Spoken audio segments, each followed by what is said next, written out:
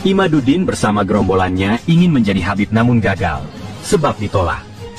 Iya, karena mereka bukan zuriat Nabi Muhammad Rasulullah. Beberapa kali Imaduddin mencoba untuk menjadi pejabat, dengan mencalonkan dirinya dan meminta bantuan serta dukungan sejumlah tokoh habaib di Indonesia, juga ditolak. Karena Imaduddin tahu betul pengaruh habaib di Indonesia terhadap masyarakat, khususnya umat muslim itu besar dan luas sekali. Sehingga Imaduddin berusaha mendapatkan dukungan dari sejumlah tokoh habaib, agar dirinya mendapatkan banyak perolehan suara sehingga harapan menang tercapai. Habaib yang dia maksud dan dituju menolak keinginan Imaduddin tersebut.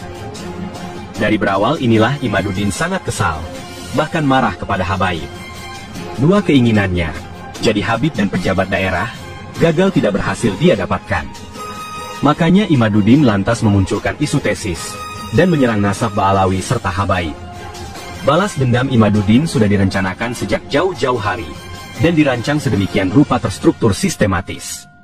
Sebelum Imaduddin melakukan itu, dia mencari orang-orang yang sama nasibnya seperti dirinya itu. Dirangkul didekatilah mereka, dan akhirnya bersatu.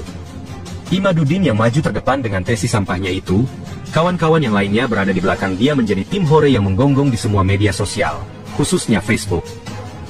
Segala macam cara Imaduddin dan juga para gerombolannya terus dilakukan. Satu demi satu masalah dan isu dimunculkan, dengan judul masih yang sama, nasab.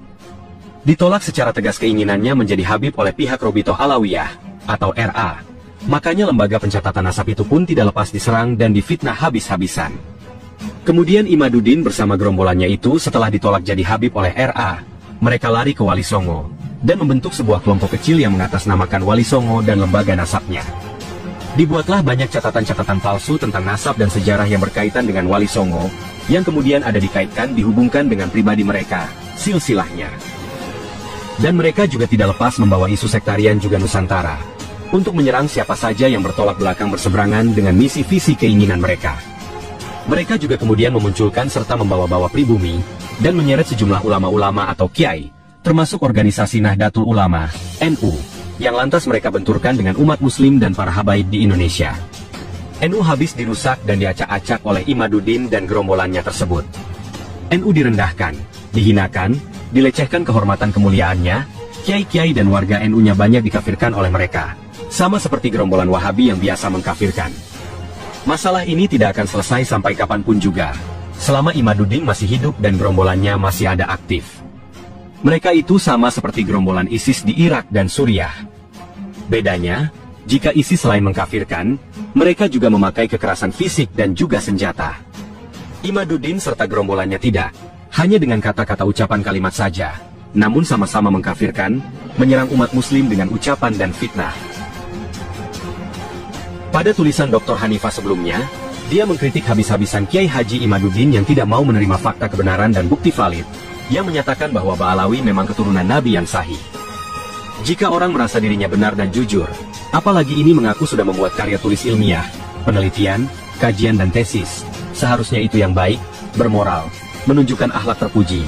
Adab yang hebat adalah, dia berani untuk mengkaji hasil penelitian atau karya tulis ilmiahnya atau tesisnya, dengan orang lain yang berilmu dan paham di bidangnya.